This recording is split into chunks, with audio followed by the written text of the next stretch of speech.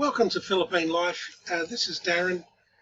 First of all, I want to thank all the new subscribers that have subscribed to the channel. I haven't done a video in quite some time, but I do anticipate on doing more to basically give information that I was looking for when I first came to the Philippines.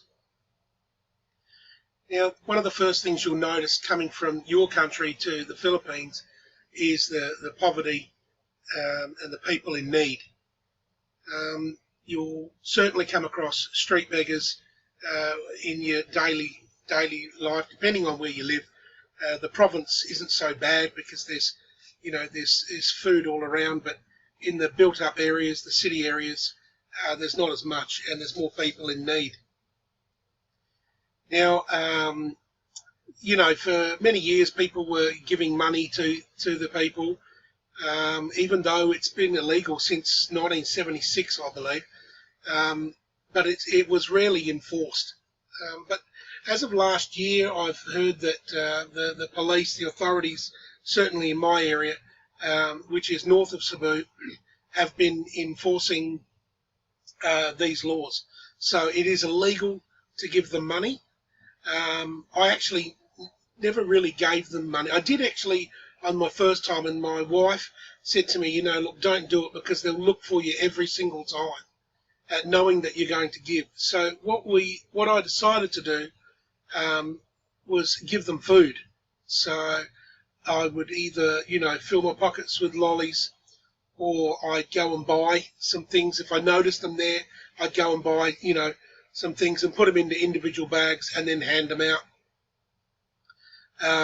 The towns that are around me, they're not as the kids and the beggars aren't as how do you say it, in your face about it. They'll have their hand out and they'll sort of have it to the side of you, but they don't come in front of you like they do in the city.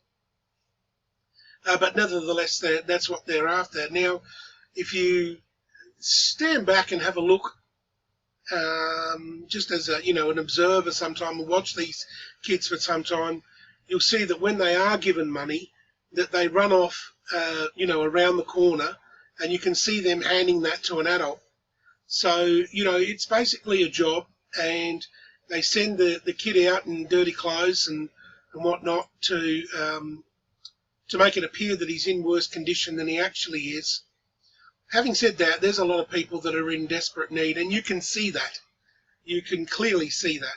But just all the more reason that you should give them food and not money, because quite often the money goes to the parents, which will then either use it to drink or gamble, which is, a shame, but it's addictions, and, I guess we all have vices, and that's theirs, and they use the kids to get the money from people that are better off than them. So just a heads up for anyone that hasn't been to the Philippines, that's looking for advice. That's my 2 cents of advice, is don't give them money. And if you do give one of them money, 2 more will appear, and if you give them money, 4 more will appear. They're all waiting to see if you're going to hand out. If you're going to hand out, then you're swarmed, and you're in a bit of a pickle trying to get out of there.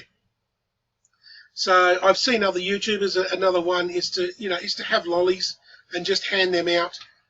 Another good tip is to have a pocket and just get a small handful and just throw them up in the air near the kids. And then while you're doing that, you walk in the direction that you want to head. And by the time the lollies have hit the floor and they've found out where they are and they've grabbed them, you're well on your way. So, and they're excited to eat their lolly, and they're looking for the next person. So particularly if it's an everyday sort of thing, no one can afford to, adopt these kids. So you've got to sort of reach a happy medium that you're happy with that. So, yeah, it's a bit of a culture shock when you get there. You sort of never really get used to it. I've got to know the kids in my area, and if I haven't got anything, they don't hassle me. They accept that I don't have, and they know that I'm back at the mall in a couple of days grabbing some things, so they'll hit me up the next time. So you end up with a bit of rapport with the kids. I generally adults don't come to me, and I'm reluctant to give the adults anything. I don't know why, but anyway, I guess that's why they use their kids as pawns to do that. If you go to the Jollibees, you'll quite often see them with their hands at the window, looking at you. So try not to get a window seat if you can help it, because 9 times out of 10, a kid will come up, or a pregnant woman, or a young girl with another baby. So they try to make the situation look as bad as possible, so that you'll give them. I think most people can tell whether someone's in real need or not. You can just look at the body shape and the condition of the person to know whether they're in poor shape or not. Make no mistake, it's a terrible thing. It's a government problem. It's not our individual problem to help them. Although our own sort of, I don't know, it pulls at our heart, doesn't it, that we feel that we need to help, and we come from countries that are charitable, and they know that too also. So you're not their first rodeo. They know exactly what how to go about things. It's their job. They get good at it, and I guess it's your job to